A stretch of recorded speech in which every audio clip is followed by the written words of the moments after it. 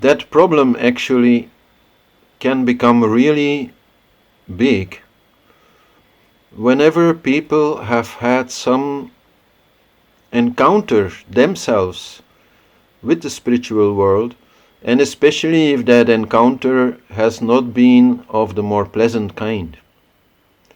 Like, for example, if a person has been influenced by some spiritual being in a negative way, and they go through all sorts of problems and seems to be no end to it, until finally they end up with me or someone like me, who then uses some, I don't know, mantras, eggs, flowers, incense, does some trick, and boom, is gone. And then they want to know how that happens, and I try to give some explanation. But I have to be very careful there, because I might end up with somebody who is becoming very frightened of the unseen. And wherever they go, whomever they meet, they start being very afraid of their energy and how it might affect them. And whatever problem they have, instead of maybe first looking for the more obvious reasons in their own habits, in their food, in, their own thinking, they feel something outside caused this problem. So that is a real danger, and that I find one of the most difficult parts of this job, actually. How to prevent that and how to deal with people who get in that kind of obsession. One of the main things there to say is that, especially when it comes to being mentally influenced by some energy, it is actually not very relevant to ask yourself, is this unpleasant thought or feeling coming from me, or is it coming from that strange guy I saw in the supermarket? It's actually not important. The main question to ask is, that unpleasant thought or feeling, will I add to it or not? It doesn't matter where it comes from. You have the right to agree or disagree with whatever comes to your mind.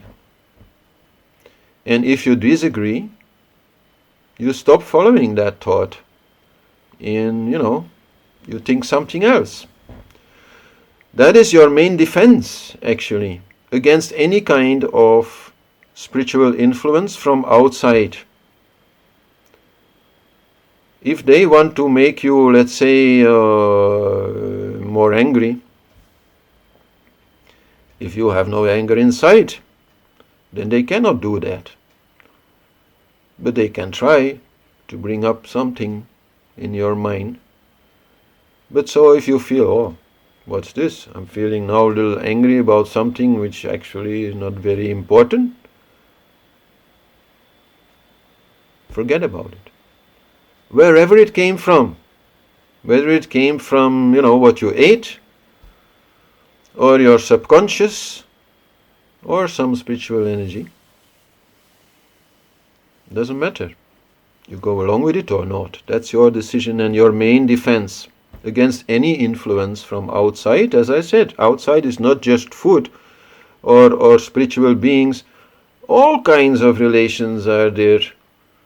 The people you love the most, with them also you have a nadi, you have an energetic cord, and some, feeling will come through that. Maybe your girlfriend is, having a hard time with her father, and you suddenly start feeling irritated about something small and stupid. And nothing to do with you, actually. It's just some energy coming from your girlfriend.